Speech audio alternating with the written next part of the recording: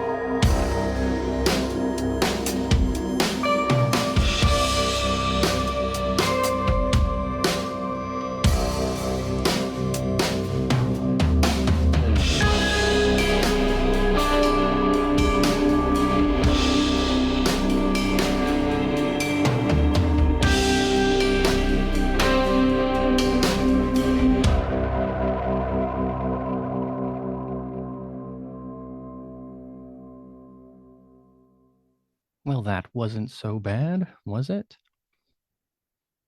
I mean, it could have gone better, but it could have gone worse. In very few ways could it have gone worse, I think. Your asterisk alive, that has to count for something. Yes, well, I do like being not dead.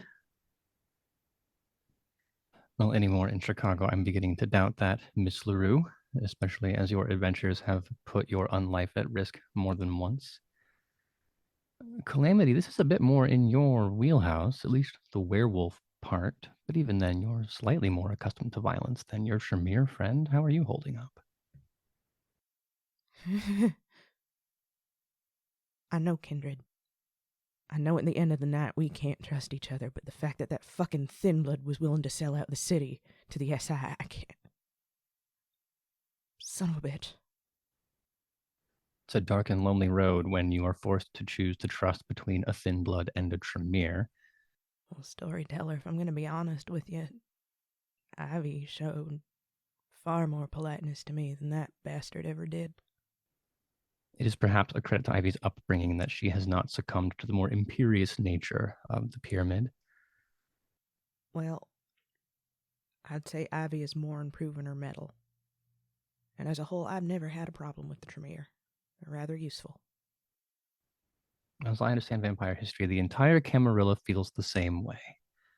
The Tremere are useful, and we'll deal with the rest later. But the details of that conversation are certainly not appropriate for this moment. Ivy, remind me, how hungry are you currently? 3. And Calamity? 4. Yes, then we have a number of separate but related problems. You can't stay at the airport any longer. If your worst suspicions about Flyboy are correct, then there is a federal strike team on its way to dust you. Even if they're not correct, there was a hand grenade that went off in the basement, and both of those things are going to attract the kind of attention that you do not enjoy. Also, Ivy, you might be slightly less hungry now, but both of you have the kind of wounds that your body will demand to heal when the sun rises. And it would be a dangerous thing indeed to go to sleep this hurt and this hungry. The urgency is significantly more potent for Calamity. Ivy, you might be able to contain yourself, but you were there for Malenkov, and you were there with Rebecca. Calamity is one twitching vein throbbing at the surface from making a terrible, terrible mistake. I know. Yes, and we will deal with that in a minute. Right now, we need to get out of here, and if we can just get everybody back to the Ducheski Manor. I'm not usually one to let folks feed at my house, but desperate times call for desperate measures, and we can take care of this. We can fix this. Ivy, I don't want to run the risk of hurting any of them.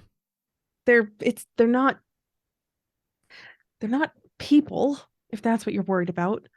That's not what I mean. With how hungry I am, I'm not sure if I can. If I start feeding now, I might... Look, I understand. I know very well what happens when you lose control. I am very much the person who needs to be in control of this at all times, Calamity. Trust me, I understand. However, maybe this isn't the time or the place to have this conversation. We should get out of this parking lot as soon as possible. And then we can start fixing this problem. All right, let's go. Walking, of course, across the parking lot to Calamity's car. Or what remains of it, anyway. Significantly more bullet holes than when you first met Ivy in that parking lot.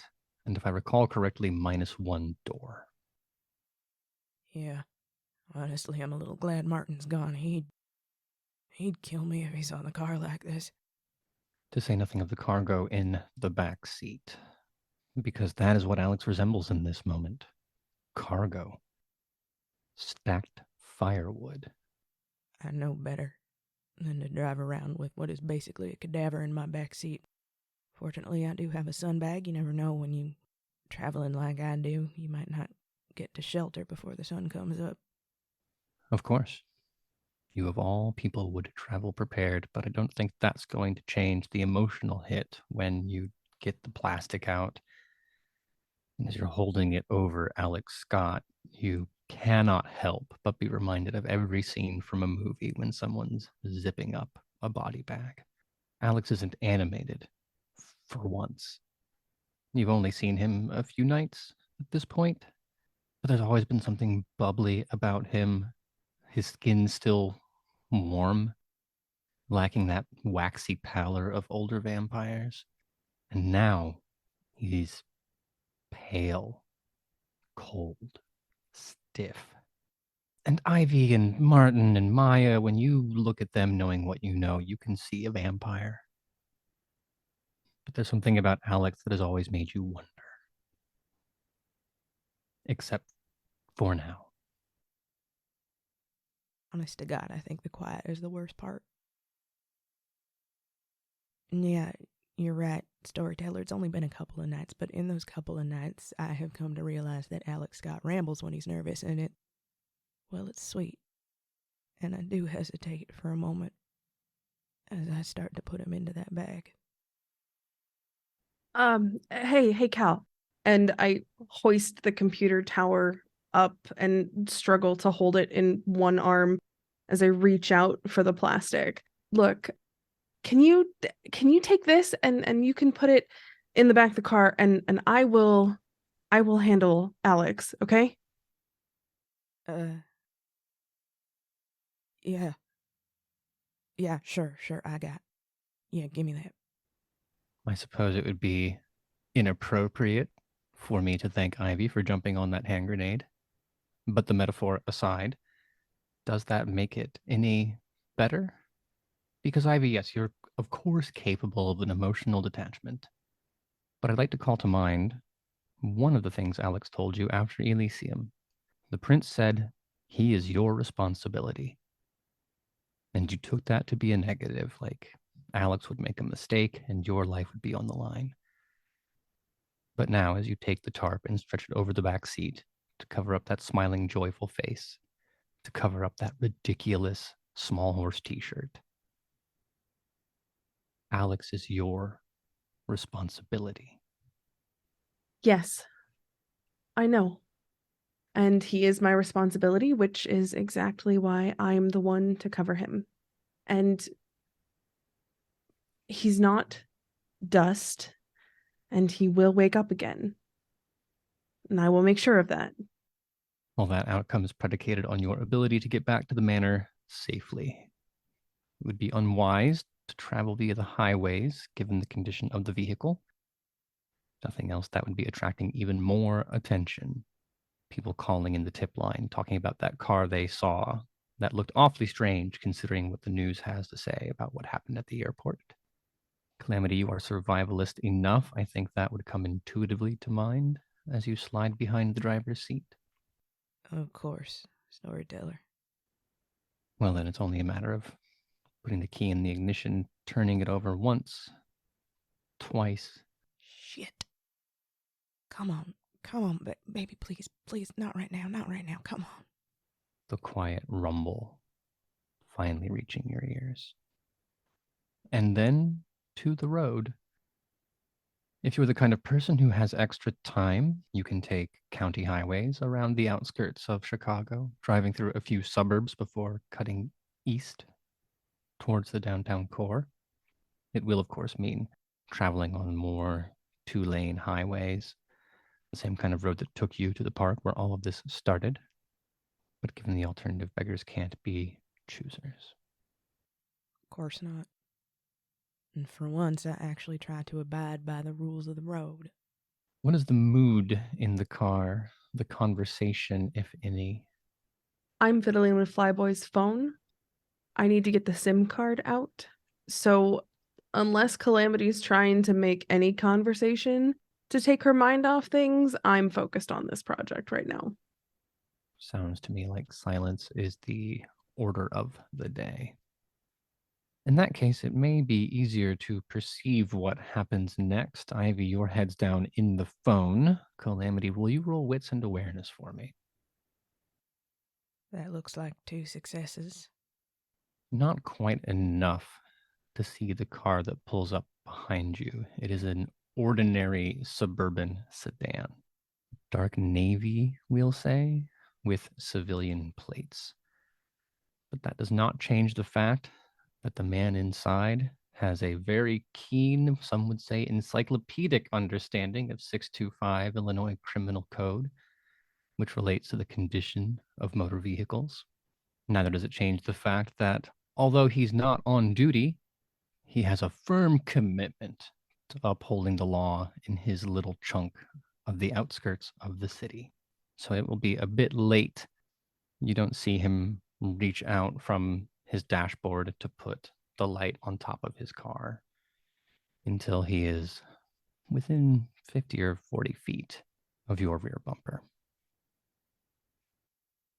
God fucking damn it. And I glance in the rearview mirror at Alex's lifeless body. There are no sirens, and there's no PA. You can tell by the headlights it's not an official police vehicle.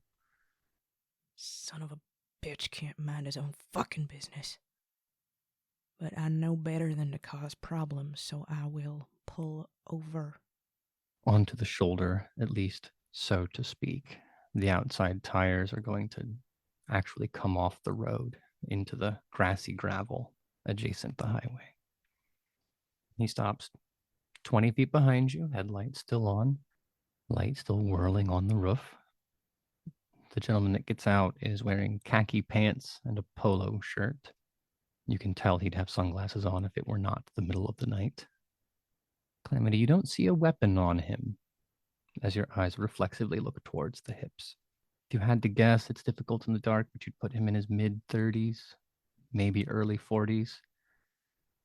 Hair cropped close and his face clean shaven. He walks forward purposefully, but a bit more urgently than you see other officers, before walking past the missing door on the rear driver's side, pausing to cast a glance in, and then, comically considering the circumstances, raps his knuckles against the window. I think if I still had a pulse, it would be in my throat. God. I know how this works. So one hand remains on the steering wheel, palm up, and the other moves very slowly, very smoothly, to open the driver's side window. Every encounter with law enforcement has its own tension when you're a vampire, and doubly so in your case, Calamity. But there's something maybe refreshing about the calmness he brings to the situation. We've all seen the officer who shows up and needs to assert dominance from the beginning, treating routine traffic stops like life and death situations where at any moment things could escalate. But there is a genuine look of concern on this man's face. Excuse me, ma'am. You seem to be having a problem with your car. You know this isn't safe to drive, right? Yes, sir. You want to tell me where you're headed tonight? Home. Yeah? Can I see your license and registration? Where is home? City limits.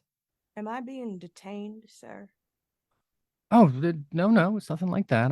Like I said, you've got one taillight out and a door missing. Just wouldn't want something to fall off and cause a problem for traffic or anything else like that. Are you okay? Like, has it been an accident or something? You could call it that. I'm just trying to get back in a decent amount of time. Takes the flashlight in his hand and at this point casts it up towards Ivy. The beam of that bright circle just at the bottom, catching the bloody, smeared, twisted fabric. Being as you are caked in both werewolf gore and the aftermath of having been shot by Alex. Calamity, you are closer. You can see the officer. He is an officer off duty. Tense up. Ma'am, you and the passenger, are you okay? You want to explain? And the flashlight tips down enough. I glance down and realize what he's looking at because it had completely escaped any thought that I'd had. And I say, "Oh, yes, sir. We're coming from one of the hunt clubs up north near Woodstock." And I gesture to the back seat. Got into a little altercation with an animal. It's all fine, though. I see, coming hunting. Are there firearms in the car that I should be aware of?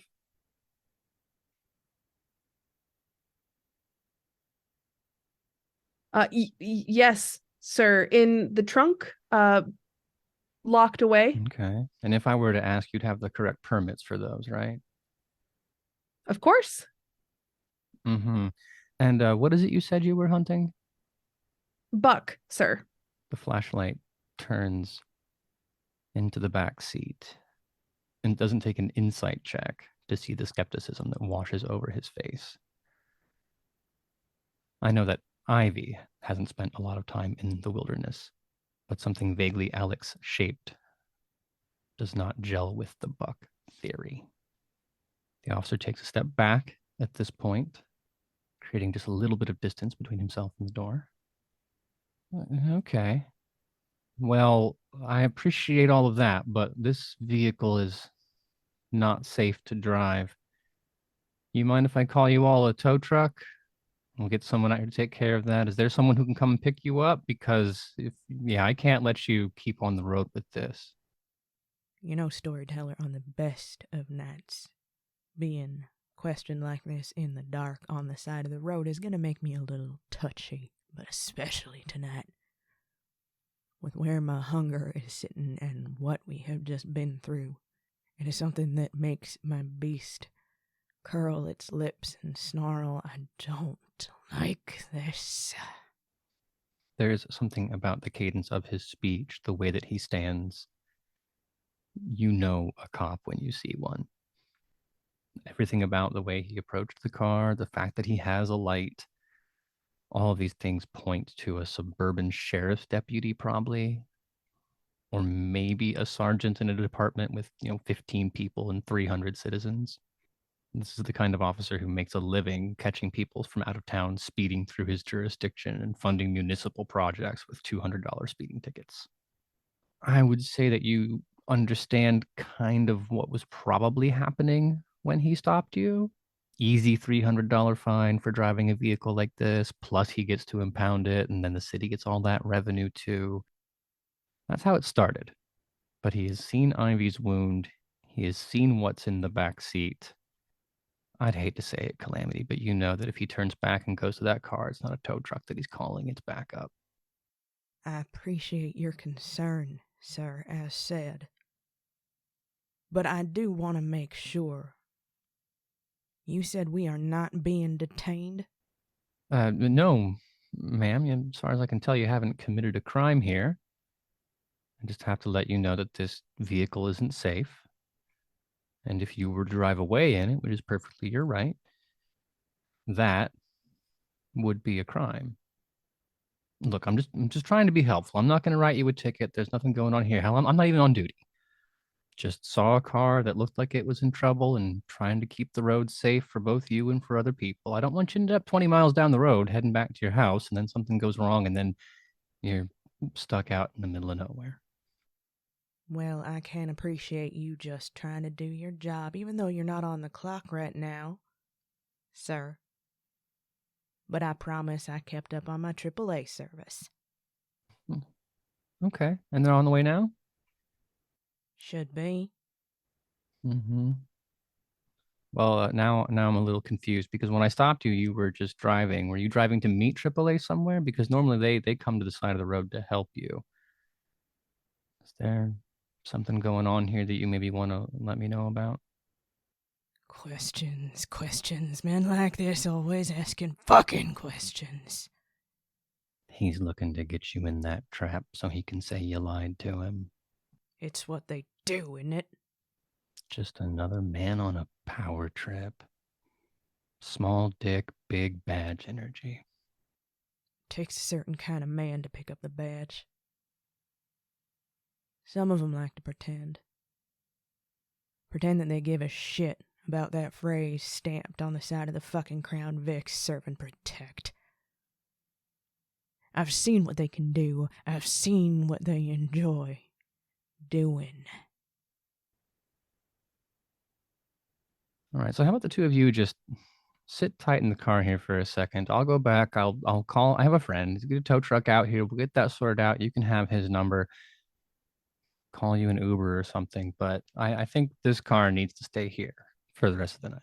Oh, no. And I reach out and I grab the door handle and hop out of the car. No, officer, it's ma'am, totally fine. I need you to get back in the car, ma'am. And he's got his hand out, 90-degree palm up, classic cop, straight from the academy move. Calm down. No, there's no need for that. Look, I'm just trying to tell you that, like, it's not you. This is not a necessary escalation. You definitely don't need this right now. But I'm going to need you to get back in the car for your safety and for mine. No, I'm perfectly safe on this side of the car, and you're on that side of the car, so no, we are ma'am, perfectly safe away from each other. And he's reaching behind his back with the hand that is not issuing commands. So I'm going to need you to get back in the car.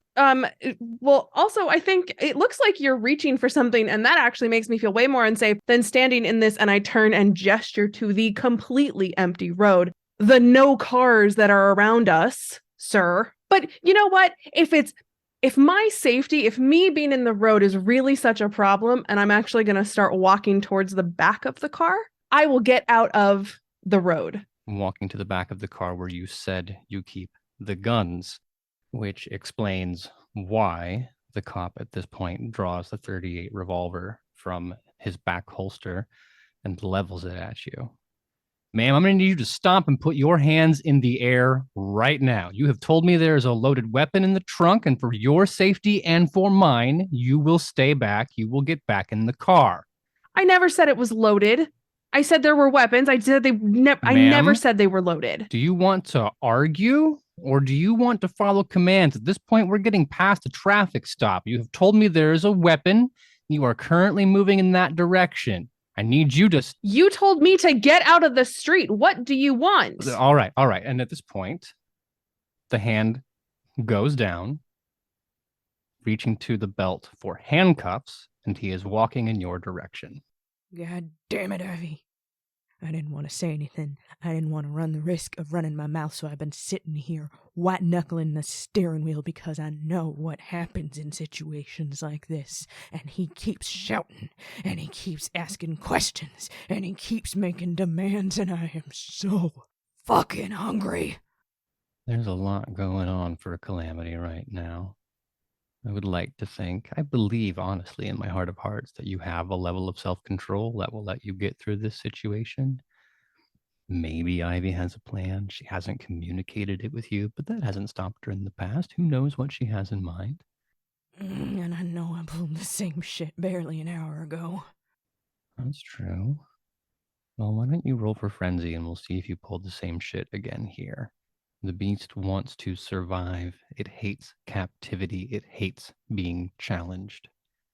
That is 2 successes. That is unfortunately not enough. So as the beast fears for its life, knowing that a traffic stop can lead to a cell, which leads to the sun, there's an animalistic evil thing inside you that will not let you let it die. And so your limbs are moving without your consent to solve the problem. Tell me how you solve the problem. It's that gnawing, desperate hunger in the back of my throat.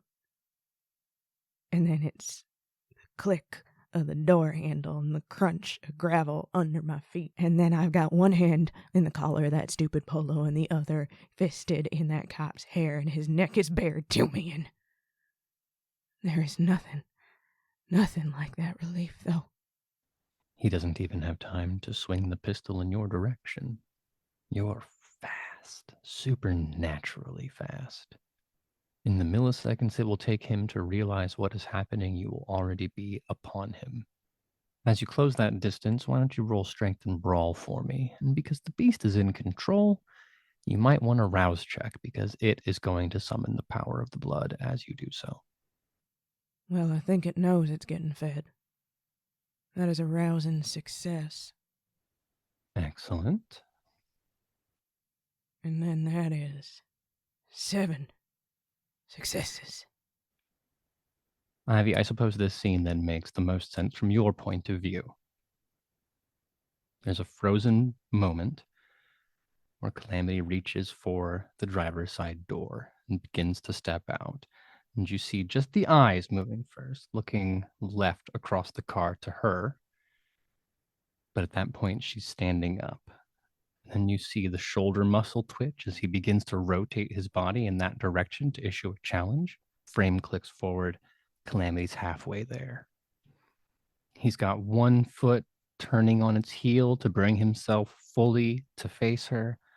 Frame clicks forward, and it's a disgusting football linebacker hit. Calamity takes him off his feet and through the air. They go sailing in slow motion to the pavement. The force and the weight of the strike causing them both to skid across the pavement for at least a couple feet before they come to a stop. That's enough time for him to scream. And then, Calamity, your teeth find their mark. Or near enough, so far as you care. It's savage, that first bite. There's no arcing fountain of gore like you would expect in Tarantino films. But you can see the way her head moves. Calamity has relinquished control of this moment to the beast. And it doesn't feed politely. I know better than to interrupt. She's hungry. She's going to eat until she's done. But I will walk over and I will try and get her attention, if for no other reason than to remind her that she's not all beast and she can stop if she wants to.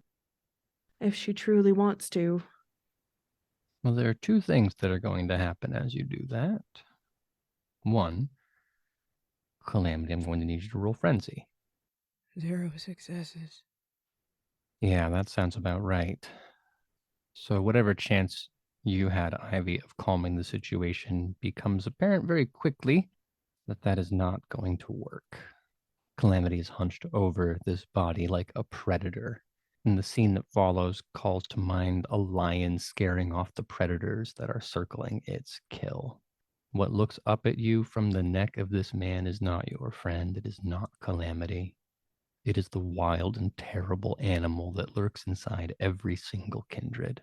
Wild eyes, fangs and claws fully extended. She hisses at you, that last syllable stretching into a low growl. There's 1 second, 2 seconds maybe of eye contact. She's daring you to get closer. No, she's daring you to not back away. This is mine. I finally follow orders and put my hands up. I'm not a threat to you or your kill, Calamity. He's all yours. It's a shame that the parts of your brain that are responsible for cohering speech are otherwise occupied at the moment, or else you would understand what Ivy had said. As it is, it's just air wheezing through meat, and that's nowhere near as important as the meal that you need to finish. Ivy, you will watch helplessly. Calamity, this time, will be lost to you. But when everything comes back into focus, we'll say it's a good news and a bad news situation. The good news is you're at 0 hunger. The bad news is there's only one way for Kindred to reach 0 hunger. And you're pulling your lips back from a bone-dry vein in a still warm corpse. Shit. Calamity? Hey, hey, hey. And I reach out and I'll snap my fingers. Look at me. Look at me. Look at me. Shit. You're fine. It's okay. It's okay. Damn it. God damn it. I'm sorry, Ivy. There's nothing to apologize for. You're fine. It's okay. It's okay. Except for the part where we now have 2 bodies to deal with. Yes, it does put a little wrinkle into our plans for the evening, but it's okay. It's okay. I had a little bit of time to think while you were eating. Take whatever time you need. Not too much time because we do, clock and all that. But we're gonna stage a little scene here. I think that's how we're going to have to handle this. He was off duty, so unlikely that he called anybody, right? So we'll make it look like a car accident, right? I'll smash his car into that tree over there, and I point at one of the big ones just off the side of the road, and we'll get his body in there, and we'll set the thing on fire. Hopefully the forest won't it'll be fine. I'm sure the trees will be fine. But we can make it look like a horrible, unfortunate accident. I've got a canister of gasoline in the car. If you'll just give me a second. Yeah. I will take care of the car, and yes, we'll go from there. Yes. It's the kind of scheme they make true crime podcasts about. But given time, you can slide into the driver's seat of his vehicle, smash it into the nearest tree, position the body just so it looks like the seatbelt didn't work, or maybe he wasn't wearing it. Then the smell of chemicals filling your nostrils as you pour accelerant over the scene, and then the strike of a match. Amount of shitty roadhouses I've been to, I practically collect those old matchbooks. See, the camera pauses then as you look down, the name of a cheesy motel on an Illinois highway. Can't wait to see you again. And a smiling thumbs up emoji. Very clip art.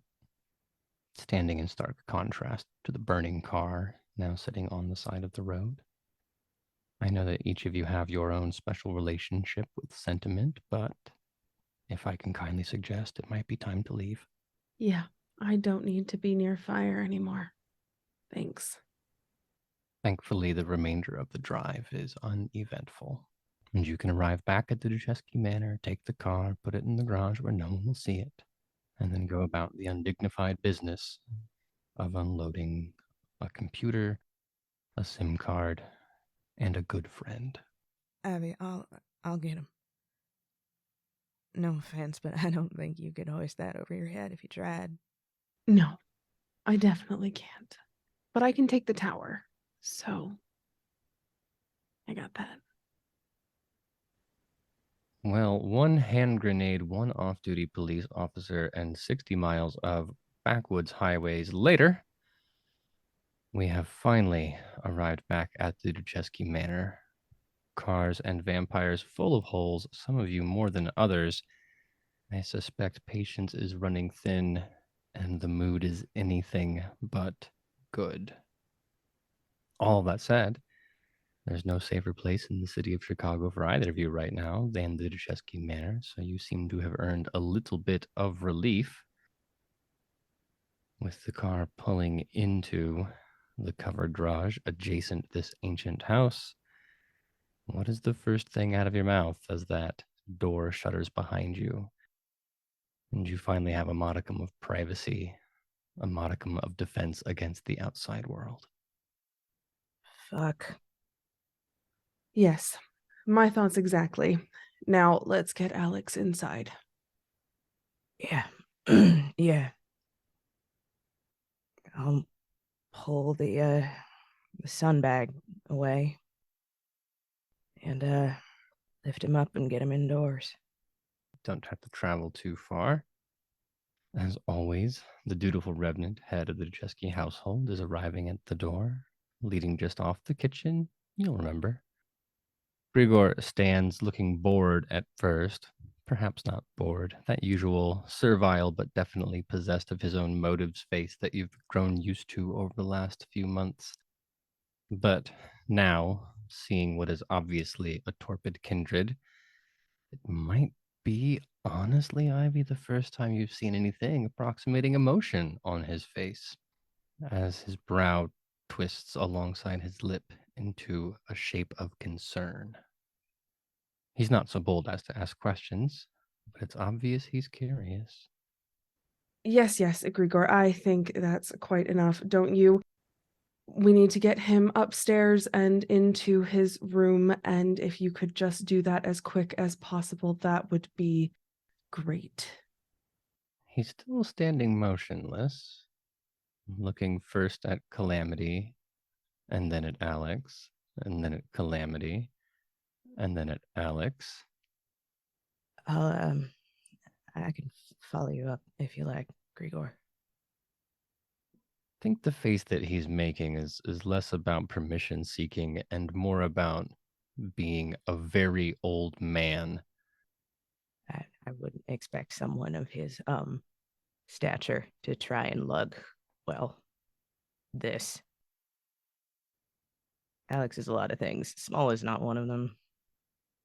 Depends on what part we're talking about. Brain cells, maybe. But dutiful as ever, Gregor is more than happy to go along with that plan, more so that it does not appear it will be his responsibility to lug Alex, lacking any dignity whatsoever, up the stairs. It's a bit like toting a very large, very cold sack of grain. And no doubt, similarly unwieldy. Don't know if you've ever carried a person who's unconscious, but when they're awake, they can balance their own weight. They can shift themselves and kind of help you maintain that center of gravity, but not now. That's not something I think Calamity had to worry about. Can't be much different from hauling a deer out of the woods. No, it's really not. And besides, Storyteller, do I look like the kind of person who's unused to this manner of thing? Well, maybe not used to this, but adjacent skill sets can be improvised upon. There are plenty enough empty rooms in the house, but I suspect you're going to want to put Alex, even in his current condition, back in what he has claimed is his bed. Of course. When he does wake up, at least he'll be in familiar surroundings. The small pleasures.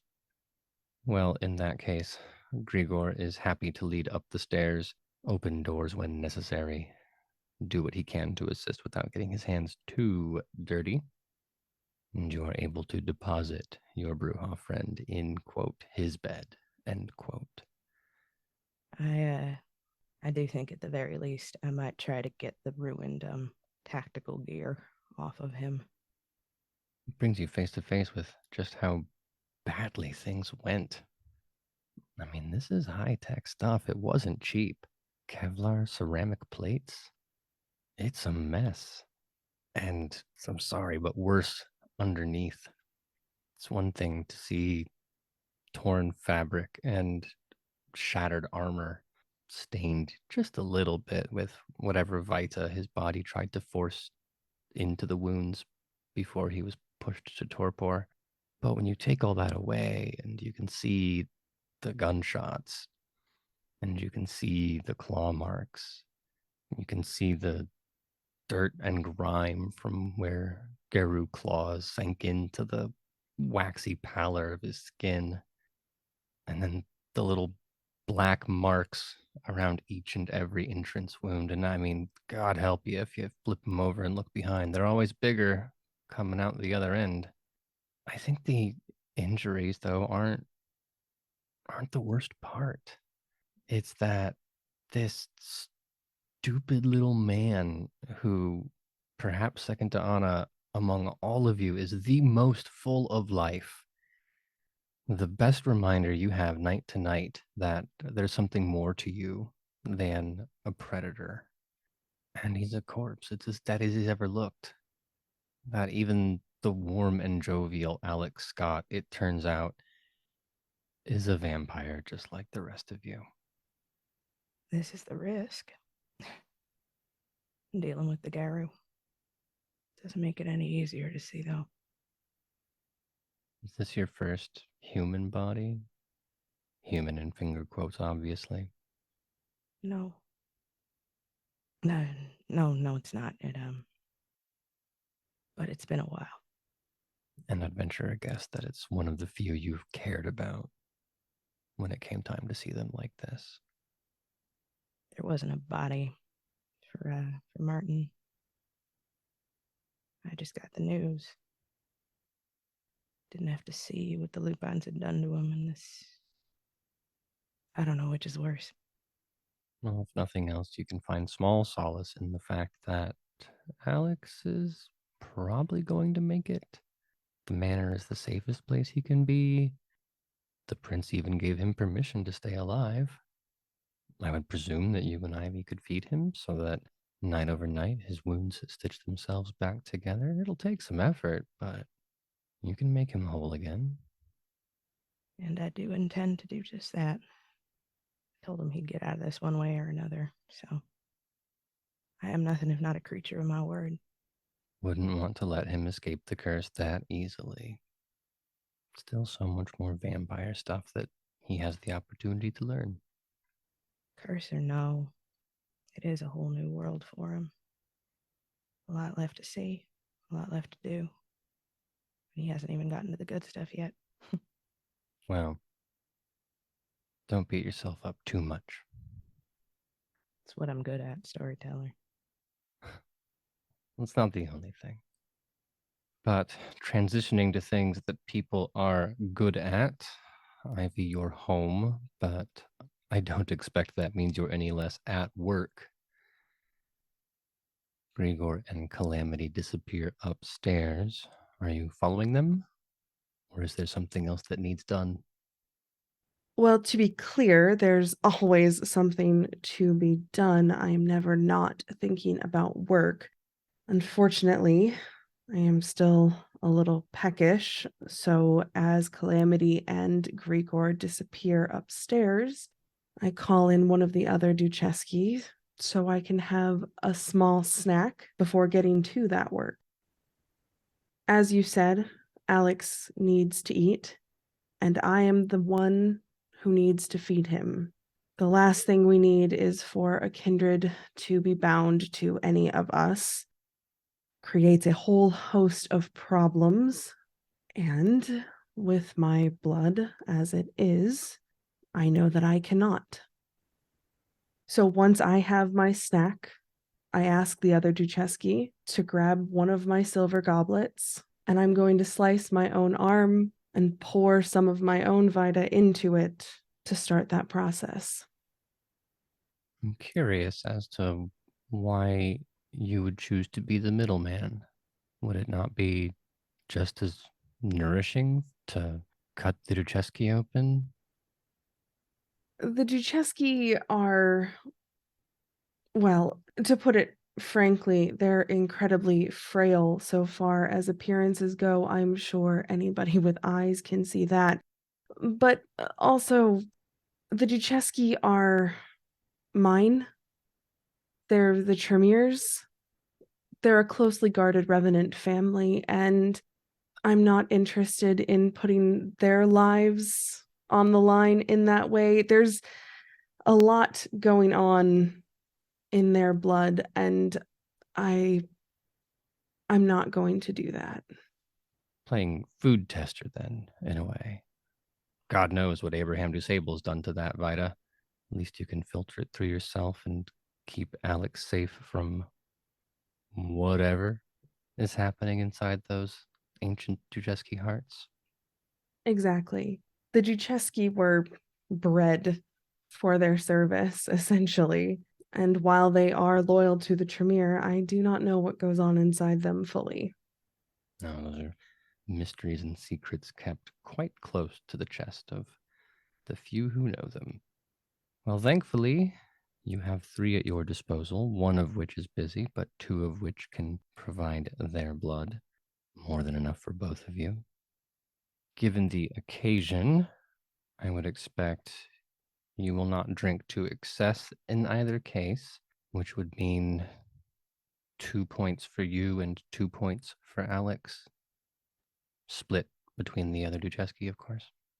Yes, exactly. And thankfully, you did not push yourself so hard as Calamity. So when the first of that mystical blood starts to seep from their wrists, it won't be the kind of thing that we have to worry about. A fact I'm sure they appreciate whether or not they know it. Can't imagine you spend this much time around vampires without seeing it go wrong a few times. Who knows? Maybe there used to be 5 Ducheski and we just don't talk about it. Oh, perhaps. In any case, not something you have to worry about. You received 4. Well, that's what you're responsible for. Whatever happened to the other ones, that's a Dusable problem. That's a Nikolai problem, right? Exactly. So long as I return 4 at the end of my tenure here, not a problem. It makes me wonder if the Tremere have paperwork for that kind of thing, some kind of blood contract. But that's not a conversation we have to delve into now. It shouldn't take that long for you to extract what you need, which means you can be joining Calamity not too much longer after. Call it 10 minutes on both ends. A 10-minute vigil, guilt wrapped with a little bow of hope just in case. And then a 10-point emergency preparedness plan executed minute by minute with the expertise we have all come to expect. And those 2 roads together lead us to Ivy standing adjacent Calamity, looking down at the mess that is Alex, chalice in hand. So, this is the plan then? What? Not much into the Vida. Well, of course. Do you have a better plan? No, I just, I wouldn't expect someone to willingly give over their blood like this. That's all. Yes, well, until such time as he's able to feed himself, he does need to be fed. And we don't run the risk of any silly blood bonds if I feed him, so here we are. And I hold out the chalice. But from the cup, obviously. Bit less, personal that way, isn't it? Much, yes. I will take the chalice, get Alex sort of balanced on my arm and my knee, and start feeding him. It's a very curious thing, kindred physiology. The state of torpor is equal parts paralysis and dreaming. I suppose it's as close as any of you can ever come to slipping into a coma. The result of feeding him while he's in this state, it drives home how eerie the forces that animate you are. When the kindred body is in so damaged a condition that it's forced to retreat from consciousness, the processes are automatic. You pour the blood into his mouth, it slides down across his tongue, and then, like a little machine, it starts to knit itself back together. And underneath his ruined clothing, you can see wounds begin to stitch themselves up. You can see those thick black veins scab over, turn just a little pink, and then it's like watching flesh decompose in reverse. In a way, it's almost like watching an inflatable mattress take shape as various collapsed parts find their form again and wounds seal. As impressive a sacrifice as it is for the Ducheski to give up 2 points of their blood and then you to do the same, it has to feel a little deflating to watch that little happen. That for all the effort you've put into this, a few splotches of black disappear from his chest, a finger, maybe 2, regain their human shape, but he remains so still and only barely closer to waking.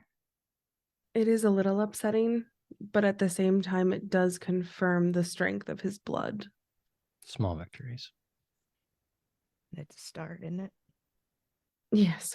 Well, it's not your blood, is it? Well, I'm not sure what connections you have, Ivy, but I imagine we could find an alternative. Yes, I know. There is plenty of time to think about that tomorrow. After all, Alex isn't going anywhere. No, decidedly not. No, he is not. So we turn our attention then back to the streets of Chicago, where after it may well be the first slumber party for vampires in all of Chicago in quite some time, you have reached the point where your own expertise, your own ability to disentangle the various themes and hints bouncing in Anastasia's brain will require outside expertise. You were driven to Anastasia's home, thus you are driven to the Ducheski Manor, which means you will not have the benefit of parking in the garage, seeing the car, and getting advanced warning that something has gone terribly, terribly wrong. You might get a hint of it when you approach the front door and there are no eyes peering out from the window. There's no Grigor at the door to welcome you. In fact, none of the Ducheski are about. You don't know how long you would wait before opening the front door, but when you finally do, as far as you're concerned, the house is deserted. Honey, I'm home. Where is everyone? No idea. Not great. Should we send out a search warrant? No, come on. And I'll grab Anna's arm and we'll start moving towards the kitchen. This is where we did the blood thing. Indeed, and judging by what's been left on the counter, it's where someone very recently did a blood thing. Less good. Was there another blood thing? God, I hope not. I do not like playing hide and seek. On the off chance there's someone here to murder us, could you just get it over with now? And I'll head back to the foyer. Nothing. God damn it. Even the books that Anna was messing around with earlier, the ones that you're sure Ivy would have put back the way they were supposed to be, still a mess in here. Curious and curiouser? Is that how you say it? That's how it goes. If no one comes out immediately, I will set fire to this very, very thick book. Oh, let's do it! Oh, if only Ivy had powers of premonition, we'd be having a different discussion right now. But as it stands, your threats do not summon an angry goth Tremere Viking. I feel like seeing fresh blood probably indicates something not terrible has happened, but they are somewhere in the house. There are a lot of rooms in the manor, but not so many that you can't search them relatively quickly. On the off chance they really fucked up this werewolf situation, let's start checking bedrooms. Maybe they're just asleep. That sounds elementary. You know, the detective dude on the British thing. Yes, the detective dude on the British thing. So Miss Lugasi and Mr. Watson head up the stairs to the second floor. This is where Anna keeps her bed. It would be where Alex keeps his. Not clear to me which part of the house Calamity has claimed, but if it was a bedroom, it would also be on this floor. Likewise, Maya. Only Miss LaRoux and the Ducheski occupy the upper floor. Is Alex's bedroom door open? Ivy, did you close it? No. Well, there's your answer. Well, I would assume the rest of us do close doors, so we'll head there first. Of all the immutable rules of kindred existence, one of them I think is that Maya doesn't travel anywhere quietly unless she's doing so on purpose, which means I suspect that Calamity and Ivy would hear her coming, and if not that, certainly Anna. Yes, I'm not subtle at all. So then the follow-up question is, you know that they're coming, but do you actually care enough right now to stop what you're doing or leave the room? I ask because we know that Calamity already has certain feelings about this, but she's not the only one who's being reminded of things. This is 3 times in as many decades, Ivy, that some commando from the government with an automatic rifle has decided you specifically are a problem. And to your credit, it's 3 times that you've gotten away. Not sure how many more of those you have left in your pocket to pull out. Are you seriously capable of being the Ice Queen this long? Are you waiting until you're alone to let it crack? I'm not one to show emotions in front of any of these people. Showing emotions is weakness. If you let people know the things that hurt you, they can use that against you, right? I've heard rumors to that effect. Yeah. If I showed emotion, if I showed any amount of concern or worry, that's something that Maya would latch onto, and I would never hear the end of it. So for my sanity, I need to remain stoic, at least in front of her. Do you wait in the room or do you meet her in the hall? Calamity is taking the time that she needs, and I would rather not have Anna's crass nature make some comment about Alex's current state, or Maya's comments about our inability to perform our duties properly such that he does not end up in this place. So no, I'm not going to let them walk into this room. And as I hear them get close, I stand up and I will quickly make my way to the door, closing it just slightly behind me, leaving a small crack open so Calamity can still hear what's going on, but I position myself between the door and the other two. Hello. Hello. Hi, Ivy. I'm surprised to see you both home this evening. Storyteller. I feel like I've been locked out of enough boardrooms to know what it looks like when someone's hiding something behind a room they don't want me in. I don't need to act on it now, but I do know Ivy's acting incredibly suspicious as far as that's concerned. Or do you need me to roll an insight about it? No, I think it's pretty obvious. I mean, you have a fairly good read on when Ivy's just being Ivy, and then when Ivy's being capital I Ivy. And no offense to Ivy, but you were leaning pretty hard into that second one. I don't feel like you were going very far out of your way to hide your mood. Is that fair? You don't need an insight check to know that I am absolutely hiding something, and there is something behind this door that I'm not interested in you seeing. Mm-hmm. We'll put a pin in it then. You look great. Are you wrapping Christmas presents? Sure. Giving the punk look another try? What the fuck happened to you? Werewolves. I would say you probably also don't have to roll Maya to know that werewolves generally don't carry assault rifles. That's really not their preferred method of interacting with vampires. That was my guess. Didn't want to make an assumption. The last time I checked, werewolves were all about teeth and claw, not anti-vampire rounds and shrapnel. You look like cheese. Yes, well, I imagine I feel like cheese would if cheese had human consciousness. It happens to the best of us, and I wink with the side of my face that is only recently healed. Yes, quite. No, you are correct. the werewolf fight attracted a little bit of attention. No, that is a lie. It did not attract attention. We had sought help, and the help turned out to be, and I look up towards the ceiling as I say through very gritted teeth, the SI. Huh. What's the SI? The Second Inquisition. They're sort of vampire hunters, but backed with what I'm going to assume, government approval. So it's like a coup within a coup within a coup.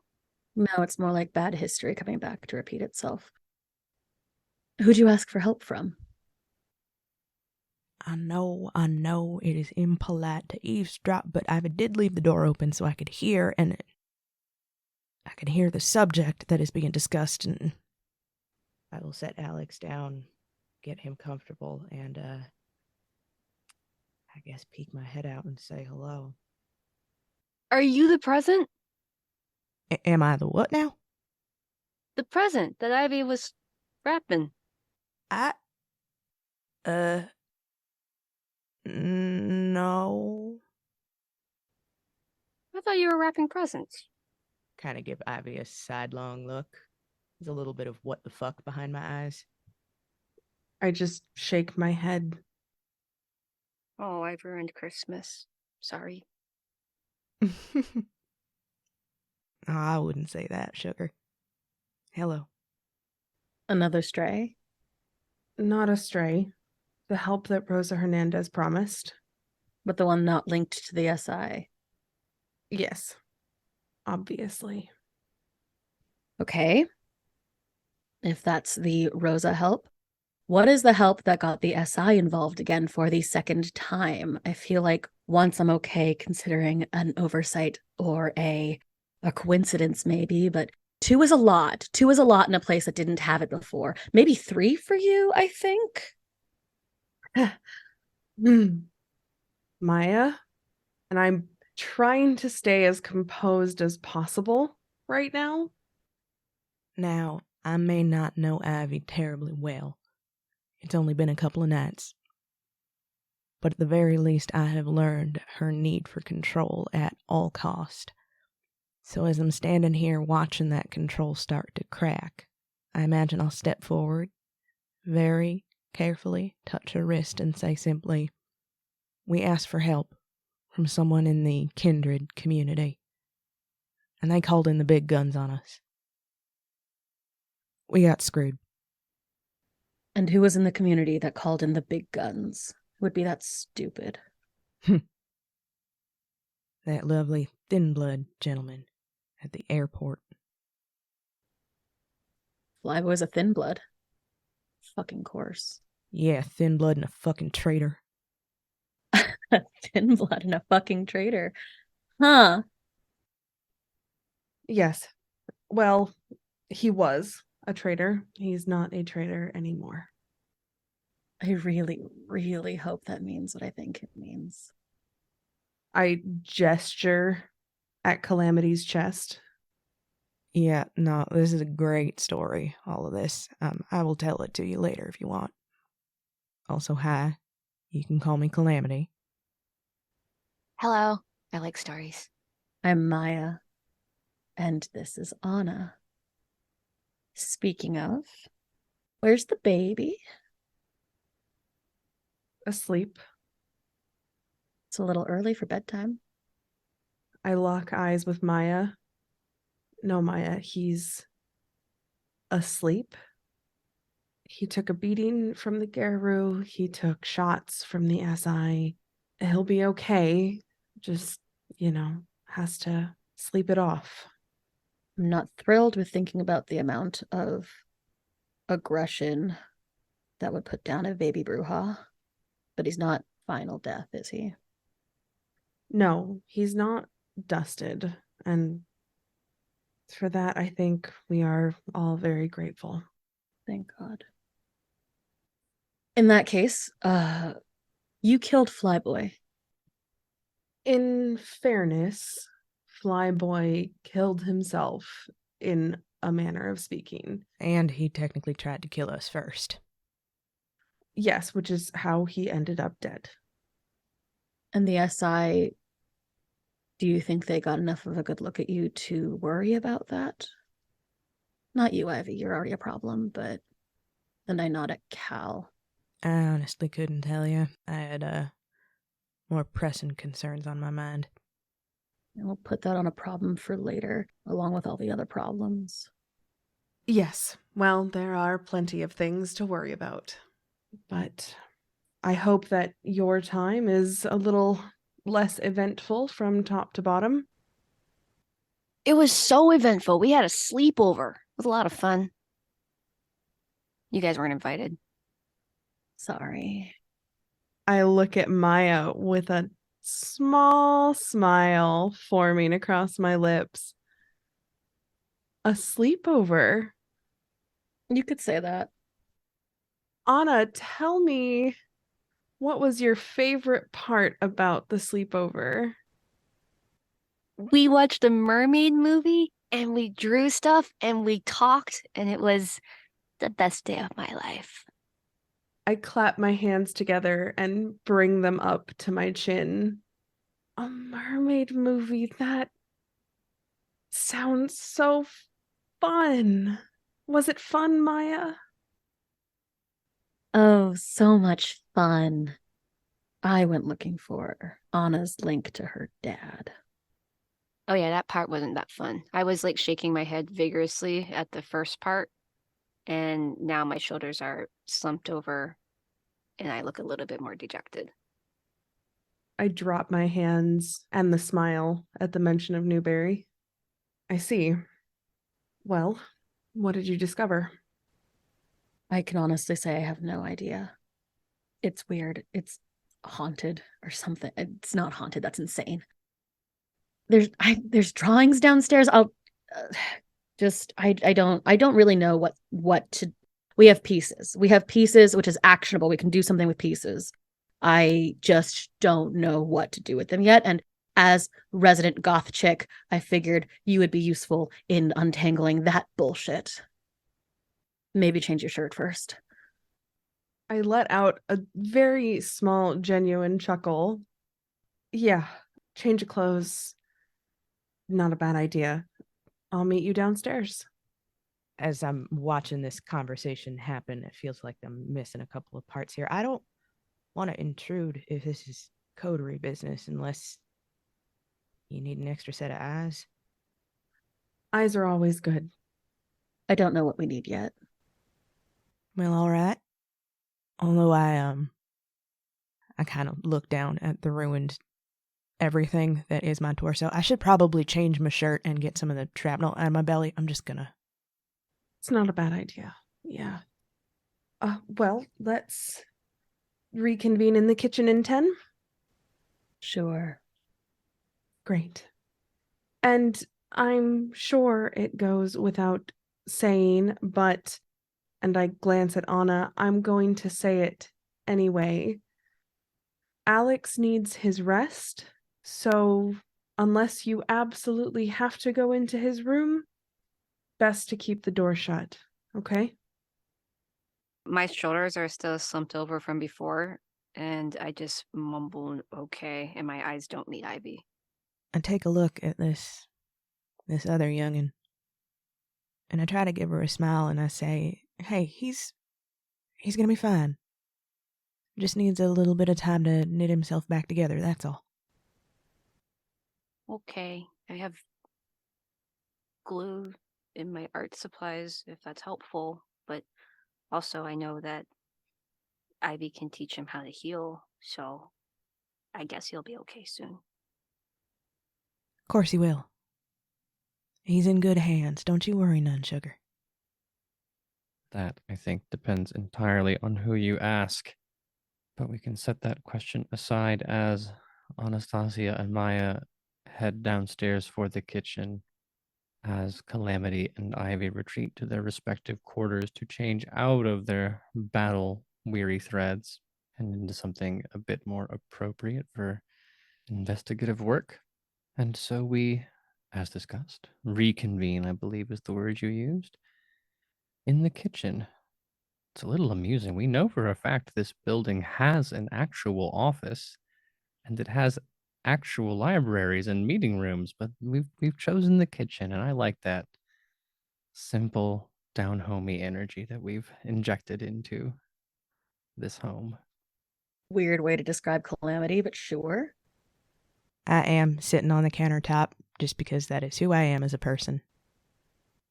I take my normal spot on the floor cross-legged. I stand like a normal human. I stand like a normal kindred. All right, Maya.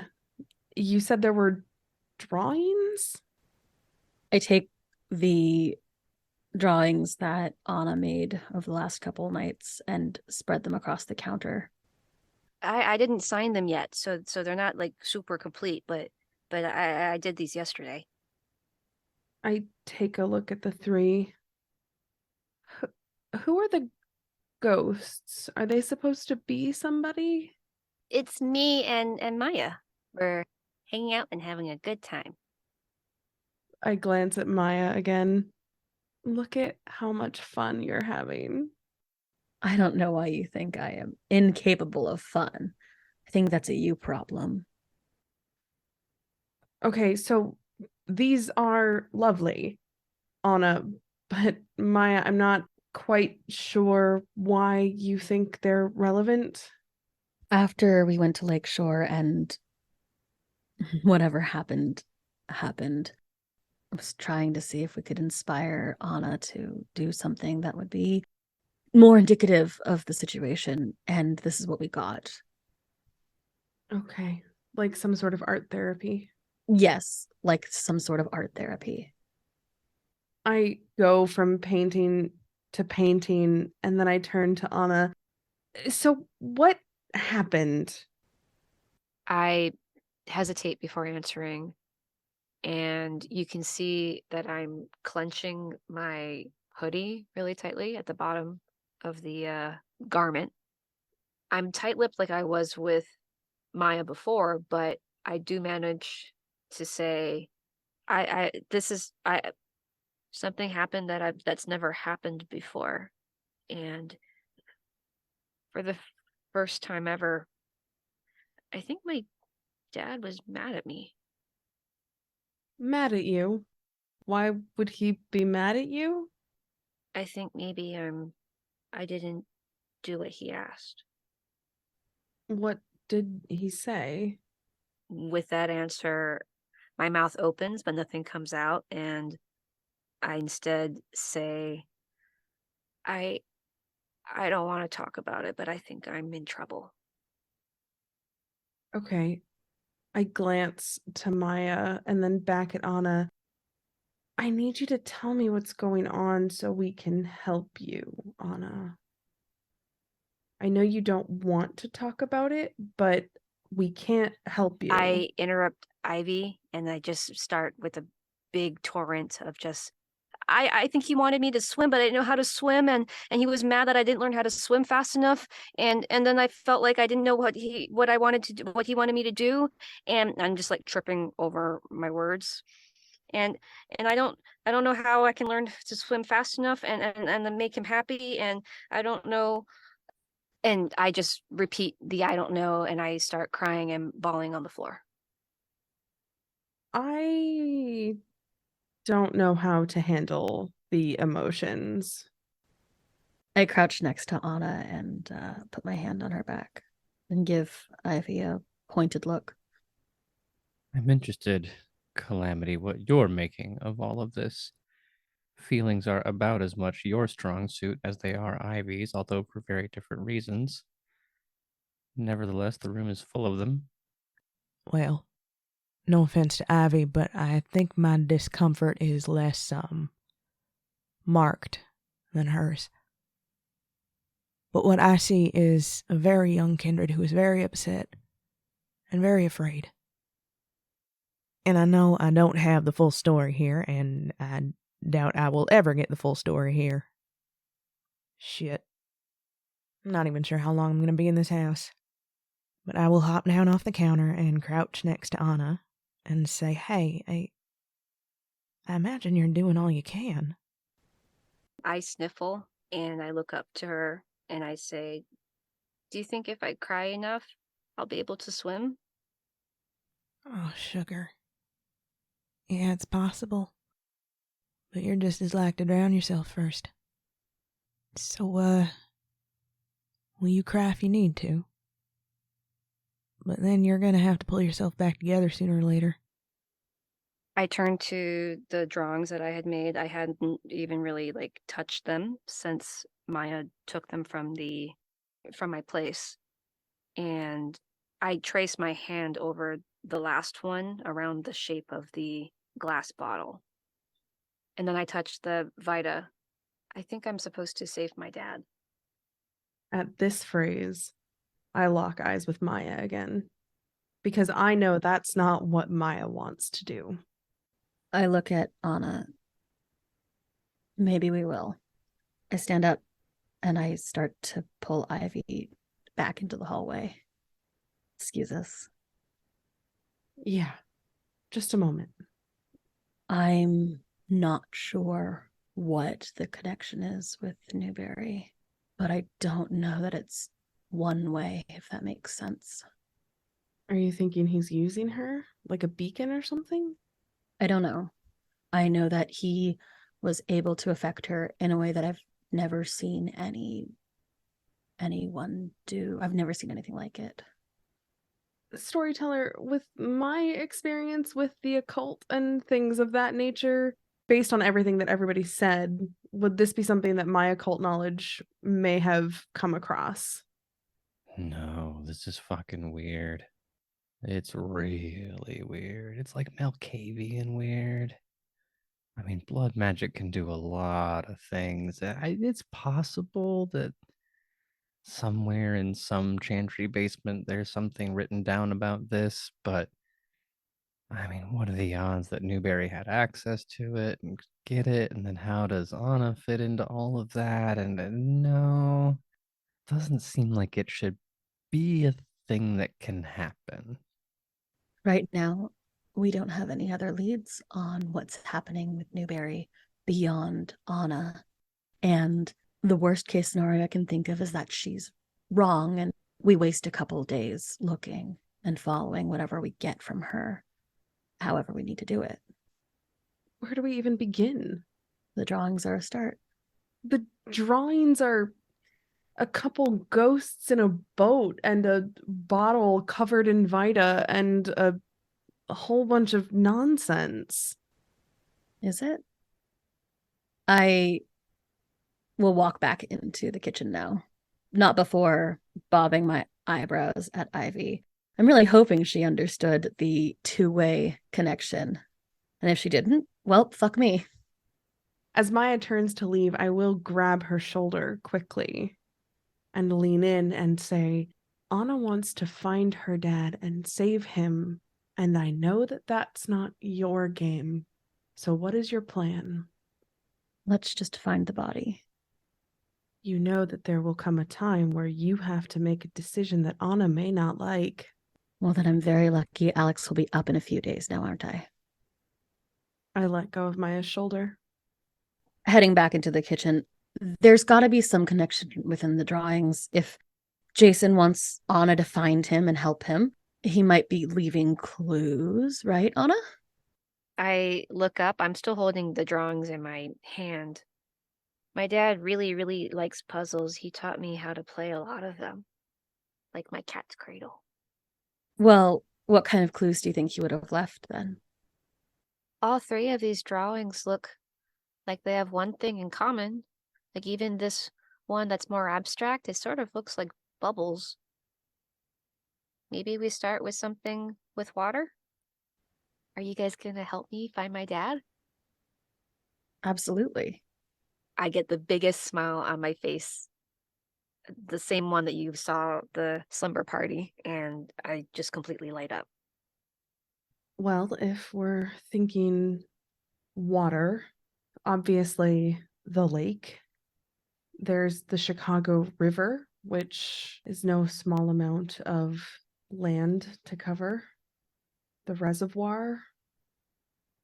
There's a lot of water in this city. Hey, Storyteller. Yeah. Now, I've been kind of looking over Miss Anna's shoulder at these drawings, and do these scribblings kick anything around in the back of my brain? Well, that's a pretty open-ended question. What are you thinking? The circles on this here paper. It reminds me a little of things that I would have seen before my embrace. On contract maps and the like. Well, with forewarning that trying to find meaning in the Malkavian madness has ruined more than one kindred in this world. You know, if you stare at it, maybe close one eye just a little bit. Tilt my head. I don't know that you have to go that far. It does kind of look like a tunnel. But mines, they're more jagged, right? As you're carving your way through the earth, sometimes the stone gives way and sometimes it doesn't. Sometimes you strike a seam and can clear it out, and sometimes you don't. If we are taking Anna's drawing at face value, this is smooth, something man-made, but not in the way that you're quite looking for. Almost. It almost looks like a tunnel. How do you mean? The circles. Like a mine shaft, but not quite. That could just be a artistic license. Gonna be honest with you, Calamity, I do not spend that much time in tunnels to know any better. A brief incident with a sewer, maybe. But considering the other two seem watery, I could imagine that being a connection, a broad one, but more specific than just the Chicago River. Do I know of any tunnels in and around the city? Well, unfortunately for the four of you, the whole city is full of tunnels. It's tunnels built on top of tunnels, built on top of tunnels, built on top of tunnels, and then they built a city on top of those tunnels. 150 years of civil engineering. If Schmendrick were here, we'd be able to use her knowledge of what I assume is sewer behavior. I assume the Nosferatu inclination also reaches out to sewer-adjacent activities. Well, it doesn't matter what city you're in. If you're curious about things tunnel-related, the Nosferatu are a good place to start. The city also keeps fairly good records, depending on how far back you wanted to go. I know Ivy has academic skills if you wanted to take a research angle. Pretend for a moment you're writing a very boring book report on the tunnels underneath Chicago. Maya, I'm sure there are building permits abound if you wanted to go that direction. I think that's a good start. Yes, unfortunately, my relationships with any Nosferatu began and ended with Schmendrick and Charles, neither of which are currently available. Whether or not it's a good thing depends entirely on who you ask, but there are other Nosferatu in the city. I'm loath to try to ask for more help, but it might be worth seeing if we can check in with Cedric. Well, I would much rather exhaust as many options as we can, unless you're not interested in doing the dirty work. I just believe in letting experts do what experts do. I'm not going to pretend I know anything about the sewer system of Chicago or the tunnels that this horrible place is built on. No, that's true. Just the last time I asked for help, the SI showed up. So I'm a little hesitant, but I also understand why you are less so. Surely it couldn't happen again. But if there's one thing we also know about the Nosferatu is they don't give away their services or secrets for free. If we frame it as helping look for Charles, maybe it will do something. Well, the Nosferatu are information brokers. That's their big thing. I suppose there's a chance they would trade for a boon, but it'd be better if we had something to give them sooner rather than later. But I suppose that's up to the individual kindred. I can't pretend to speak for them. The least we can do is ask. If nothing else, you can exhaust the existing options you have. And if you can't find anything, then perhaps you might be willing to spend a little extra on some assistance. Sacrifices will have to be made. By whom is the question. But that's a story for another night. You've been listening to the All Night Society, an actual play podcast brought to you by Queen's Court Games. If you've enjoyed your stay, consider supporting us on Patreon for access to exclusive art, audio, and private fan-only games. For more content, follow us on Facebook, Instagram, or TikTok at Queen's Court Games, or on Twitter at Queen's Court RPG.